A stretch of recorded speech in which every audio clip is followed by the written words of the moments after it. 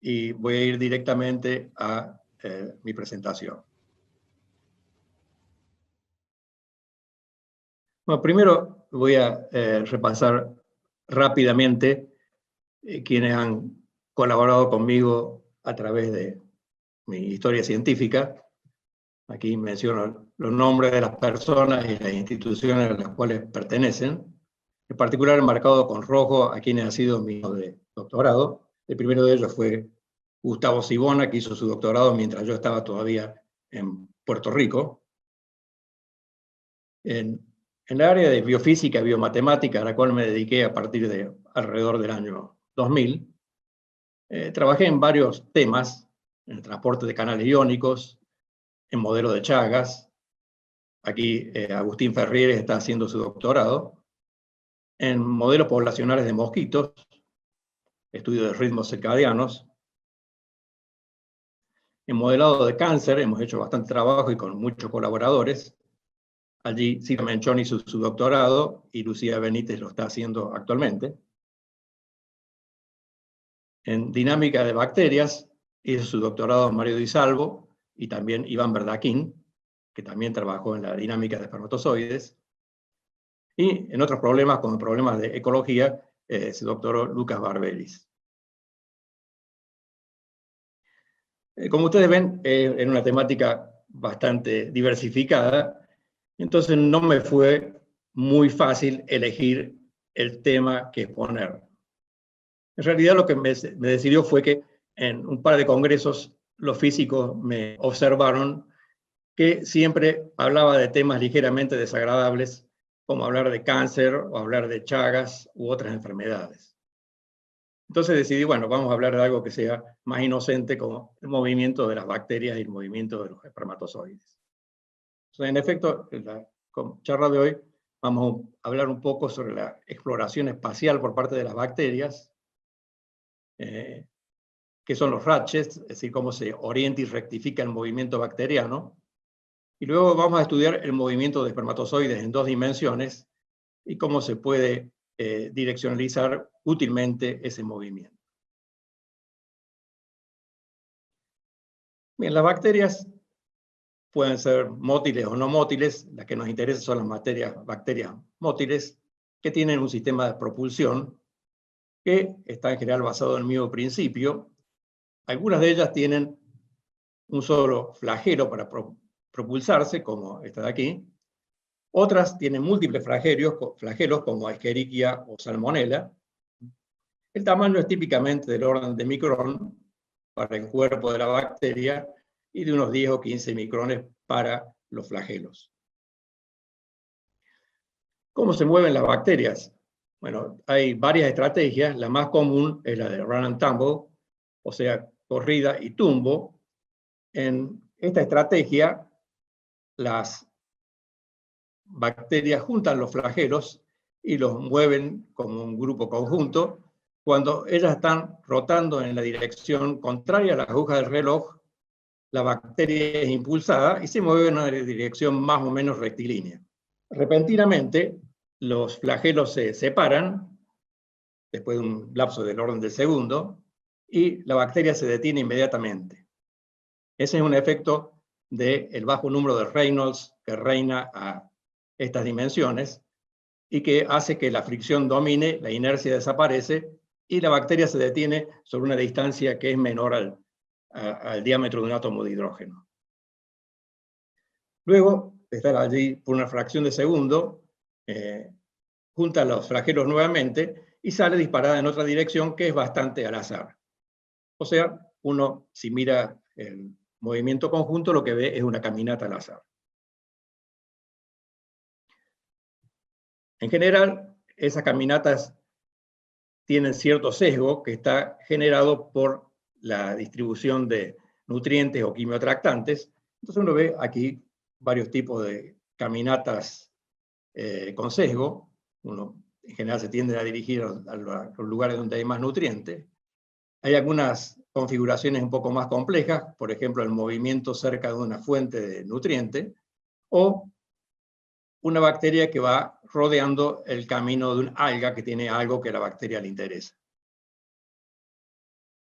Esas son cosas bien conocidas sobre las bacterias.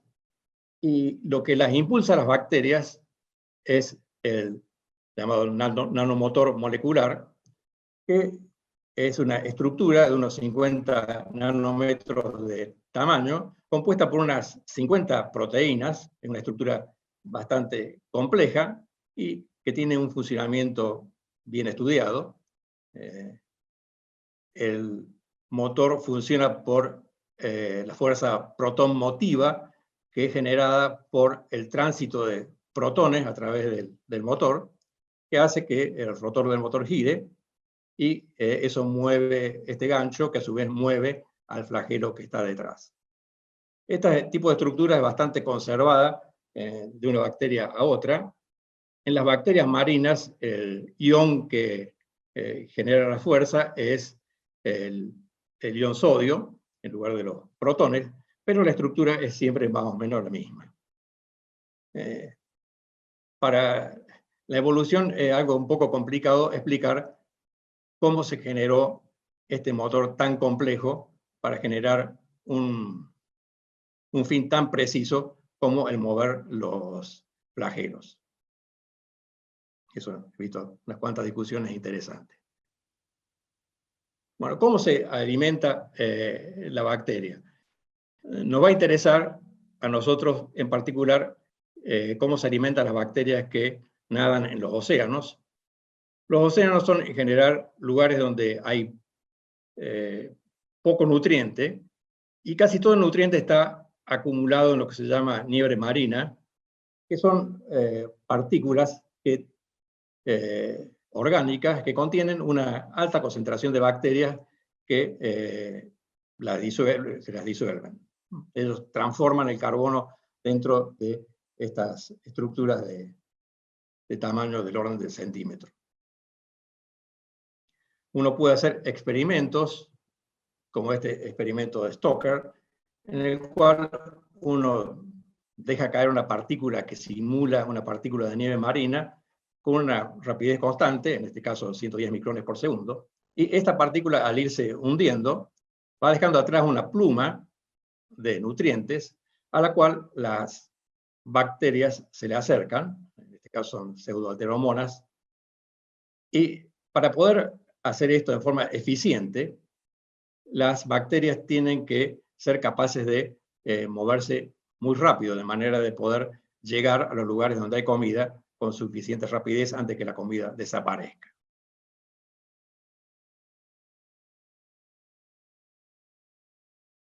Bien, como les digo, las bacterias marinas en general son muy rápidas.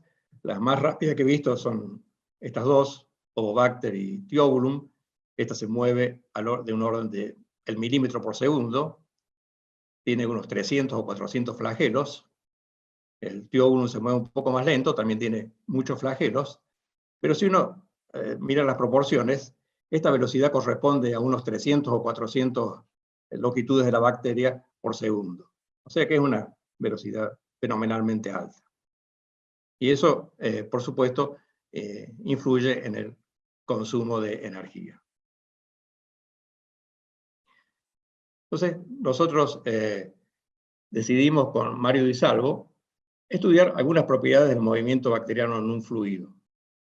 En particular, nos interesaba el volumen de la región que puede explorar una bacteria y también la contribución del movimiento a la absorción de nutrientes, que es inicialmente por difusión, pero queríamos ver si la velocidad relativa de la bacteria con respecto al fluido podía actuar sobre eso.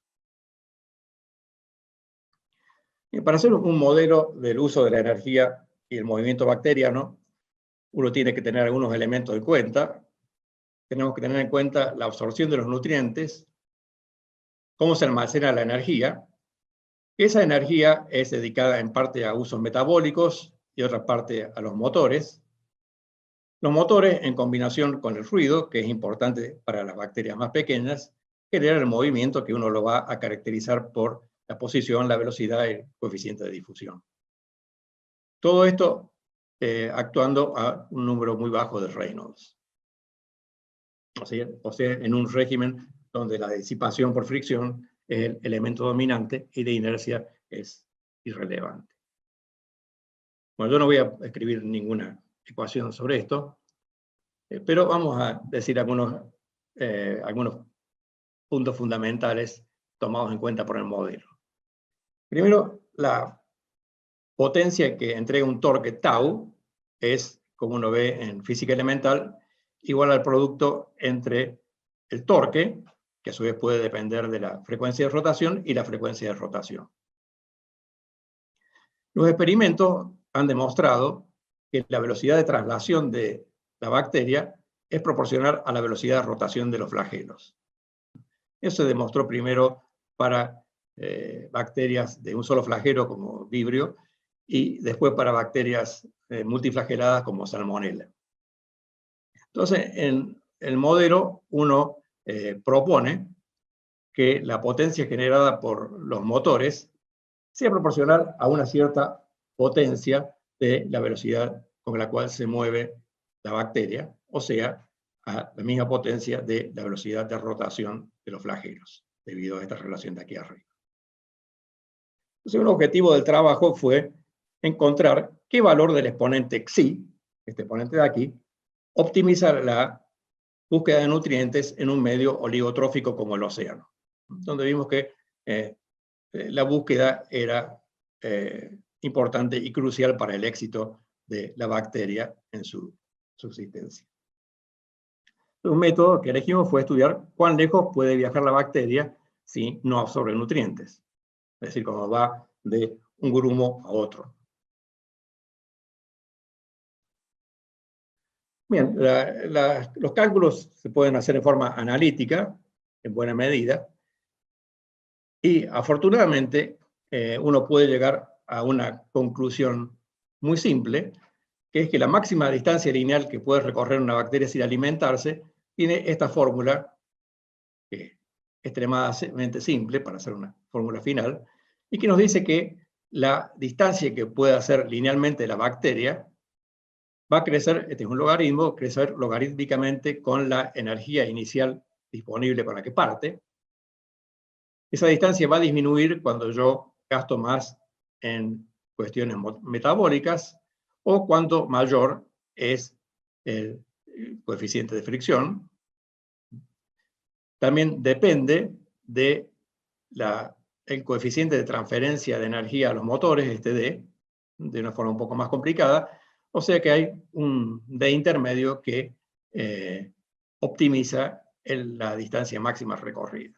Entonces uno tiene una fórmula bastante simple para estimar cuánto se puede mover si la bacteria se moviese en forma rectilínea. Ahora, de hecho, no lo hace, y uno puede calcular, en el caso de bacterias que hacen corridas y tumbos, cuál es el desplazamiento cuadrático medio, y por lo tanto el volumen explorado por la bacteria cuando no encuentra comida. Uno puede hacer eso y se encuentra con que es un movimiento que es inicialmente difusivo, pero que se vuelve rápidamente subdifusivo debido a que el consumo de la energía hace que las corridas se vuelvan cada vez más cortas. Entonces uno tiene una caminata al azar que es al principio difusiva, después se vuelve subdifusiva, y uno puede encontrar, haciendo eso, cuál es el volumen de la región explorada. Aquí un resultado interesante se muestra en esta gráfica, donde mostramos el volumen en centímetros cúbicos que exploraría una bacteria que no tenga acceso a comida.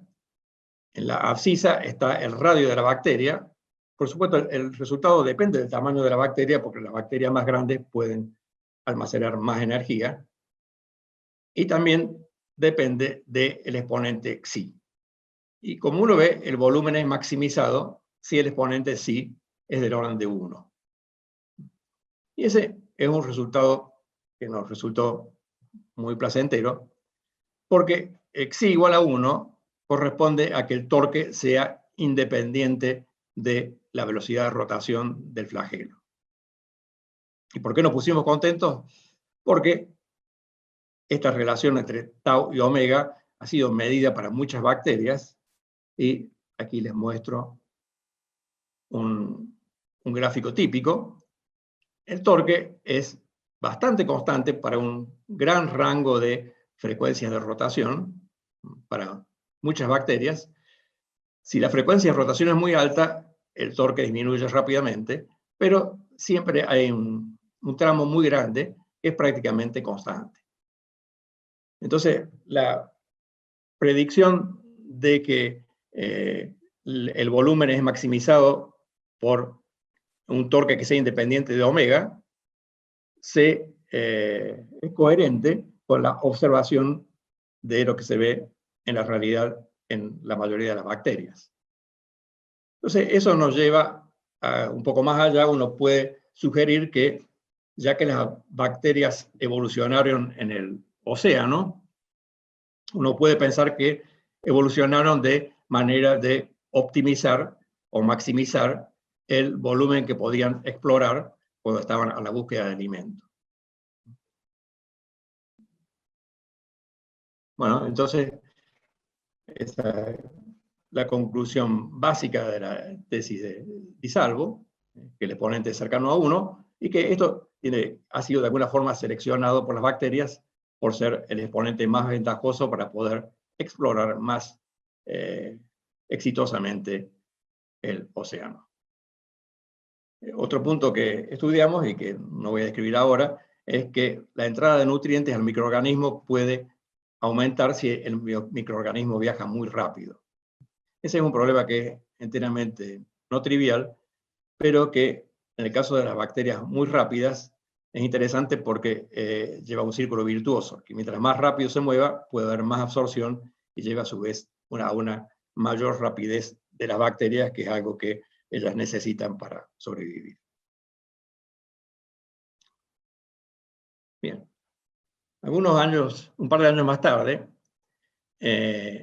Ivan Verdakin había comenzado a hacer su tesis en un modelo de cáncer, pero Alejandro Sirjanek, que es un profesor argentino que estaba entonces en Leuven, en Bélgica, y Verónica Marconi, que es de FAMAF, sugirieron que podríamos trabajar en problemas del movimiento bacteriano.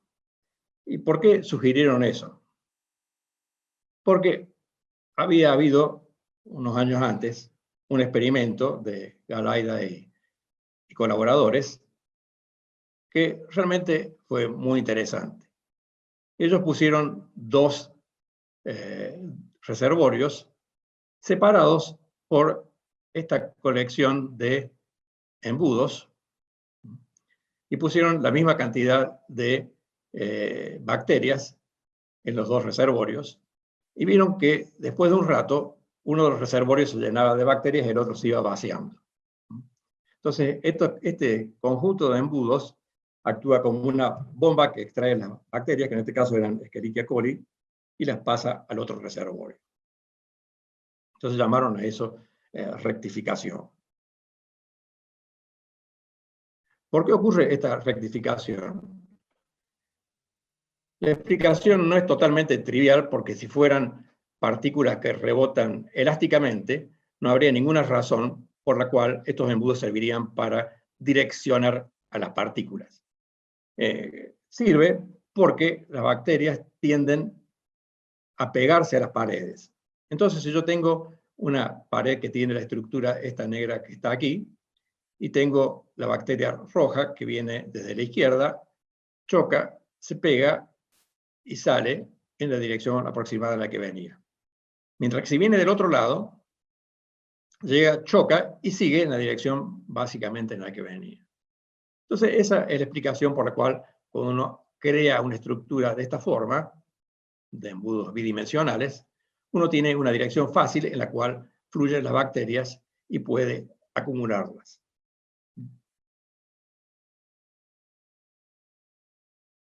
Bueno, ¿cuál es la razón para este nombre Rachet-Taxis, que fue introducido por el grupo de Estrasburgo en 2015? Ellos lo definen como que Rachet-Taxis es el movimiento direccional de una célula en respuesta a una simetría local externa en el ambiente. Sí, como quimiotaxis era por un gradiente químico, esto por la existencia de estos ratchets. ¿Y qué es el ratchet? El ratchet es un trinquete, es una rueda dentada que tiene un gatillo que permite el movimiento en una sola dirección. Es básicamente lo que está ocurriendo con estas estructuras bidimensionales.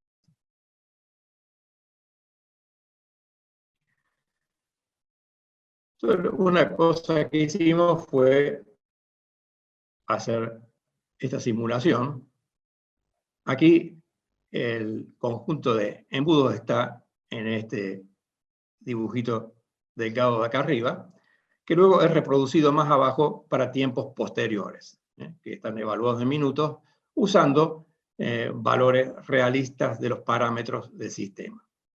Aquí se pusieron inicialmente dos tipos de bacterias, la Escherichia coli silvestre, que está marcada en rojo, y un mutante que solamente difiere de la silvestre por la longitud de las corridas. Entonces, son iguales, nada más que las corridas del mutante son más largas.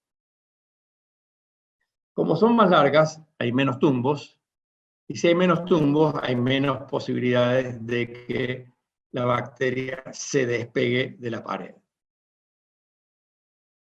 Aquí vemos lo que pasa a medida que el tiempo avanza. Cuando el tiempo avanza, la mutante empieza a separarse y se mueve cada vez más rápido en la dirección fácil, mientras que la otra también se mueve en la misma dirección, porque está impulsada por el mismo efecto, pero mucho menos eficientemente. Entonces, después de algunos minutos, uno ve que puede separar las dos poblaciones en forma bastante limpia y no destructiva. Aquí uno ve, por ejemplo, las cuentas de bacterias cuando va pasando el tiempo, 1 minuto, 6 minutos, 10 minutos, 20 minutos, y acá abajo uno ve, por ejemplo, que a los 10 minutos uno tiene una gran población de bacterias mutantes que se ha adelantado a la población de bacterias silvestres que uno podría recoger a la izquierda mientras recoge las mutantes a la derecha.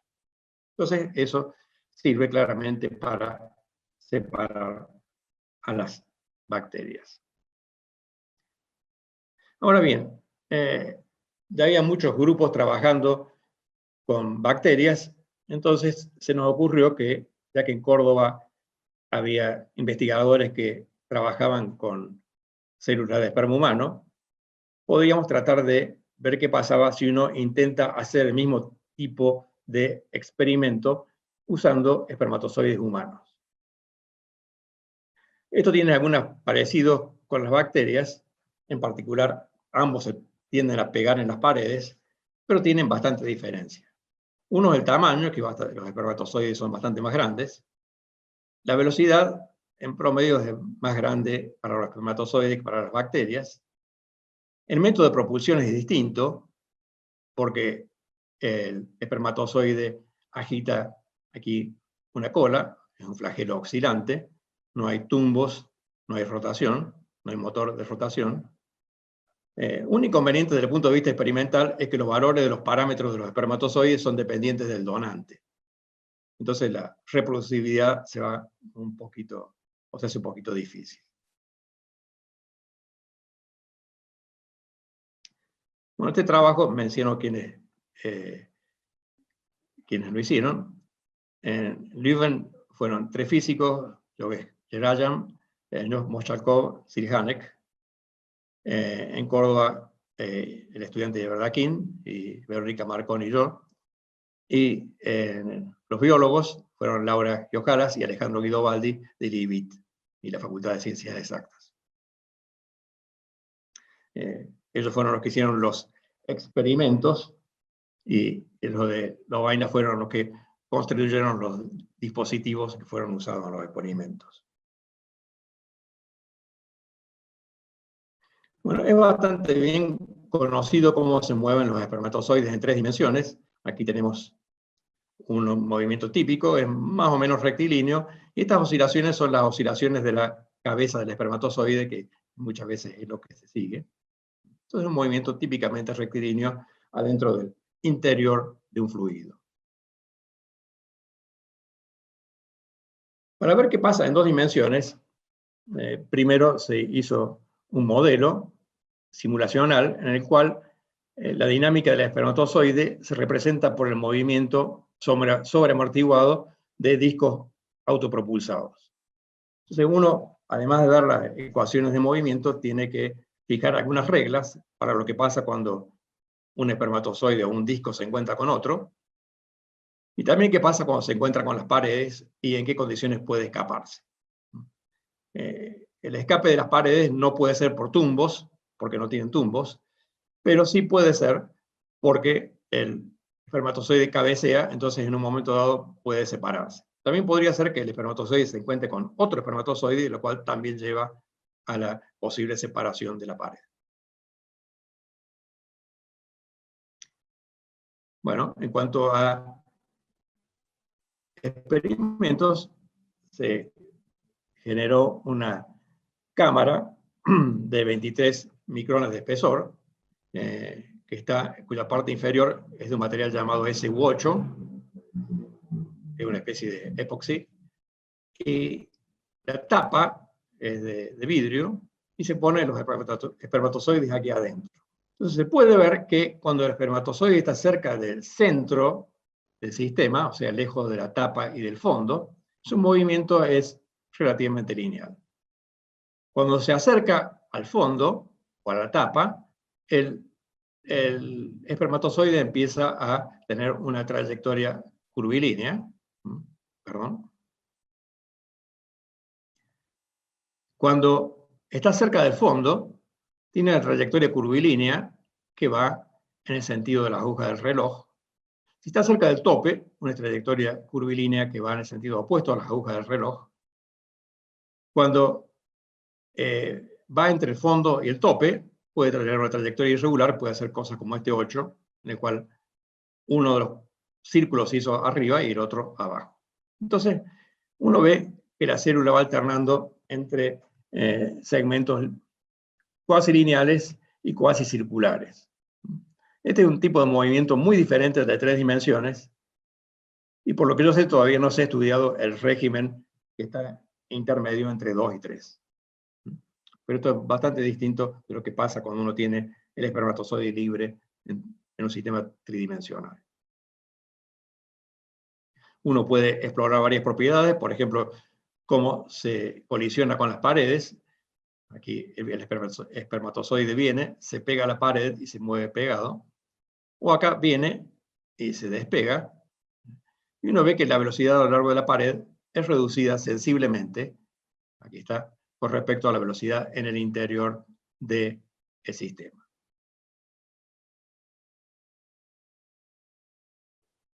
Bueno, nosotros copiamos la idea que se había usado para las bacterias para pedir que se diseñaran estos ratchets bidimensionales para tratar de rectificar el movimiento de los espermatozoides.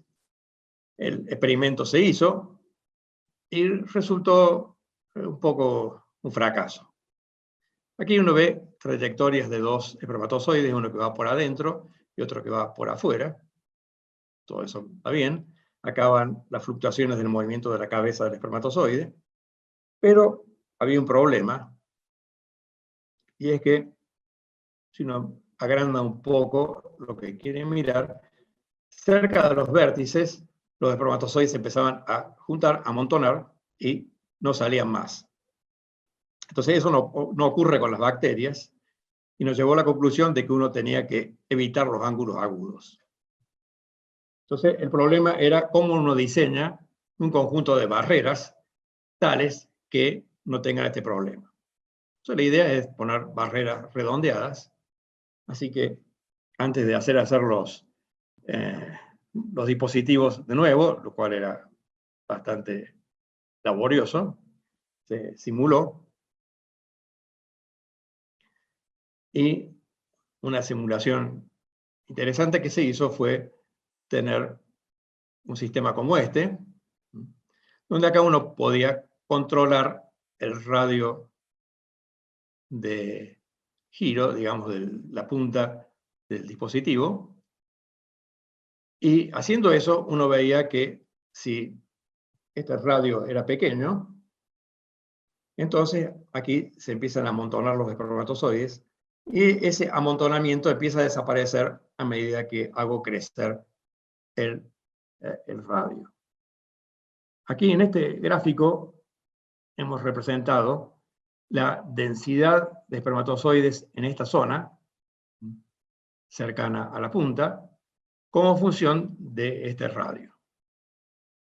A medida que, si el radio es muy pequeño, uno tiene 0,8 o 0,9 la densidad de espermatozoides en esta zona de aquí. Esto representa la densidad de espermatozoides en la zona gris. Y cuando uno empieza a hacer crecer el radio, entonces esta densidad decae rápidamente. Las diferentes curvas son para diferentes valores de la densidad total de espermatozoides en el sistema. Entonces, bueno, se decidió hacer o solicitar que se hicieran estas embudos, pero semicirculares. Y eso tiene algunas ventajas que vamos a ver. O sea, acá tienen los embudos semicirculares. Y si uno mira con atención, aquí por supuesto no hay ningún tipo de acumulación. Y no hay acumulación en la barrera, pero sí hay un aumento en la densidad en la parte inferior. Acá no se pueden acumular los espermatozoides por mucho tiempo porque llegan, empiezan a moverse a lo largo y después siguen hacia afuera. Cuando llegan a la punta del semicírculo tienen que escaparse. No pueden quedar atrapados. Es más, uno puede diseñar un sistema como este en el cual tenemos semicírculos enfrentados y esto lleva a tener una concentración muy alta de espermatozoides en toda esta zona intermedia. Entonces uno puede rectificar o acumular espermatozoides de acuerdo a lo que uno realmente esté necesitando. Pero tiene que usar barreras circulares y no barreras con ángulos, que eran las apropiadas para bacterias. Uno puede hacer mediciones diversas, por ejemplo, uno puede contar cuántos espermatozoides pasan a través de los orificios entre los obstáculos, y uno ve que en la dirección fácil, este es el número de espermatozoides por unidad de tiempo, o sea, el flujo, en la dirección fácil pasan mucho más que en la dirección opuesta.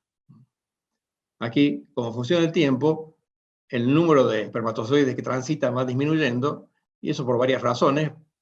Una es que se pueden quedar pegados en alguna parte posterior de las paredes, y otras que se van muriendo con el tiempo. Pero fíjense que si uno toma el cociente de las dos curvas, eso da un número bastante constante, del orden de un poquito más de 2. Eso lleva a que la concentración abajo empieza a crecer bastante con respecto a la concentración arriba, y vemos que si uno tiene 4 orificios, como en este caso, abajo tenemos del orden de 80-85% de los espermatozoides, mientras que arriba tenemos menos del 20%. Entonces hemos logrado separarlos con bastante eficiencia.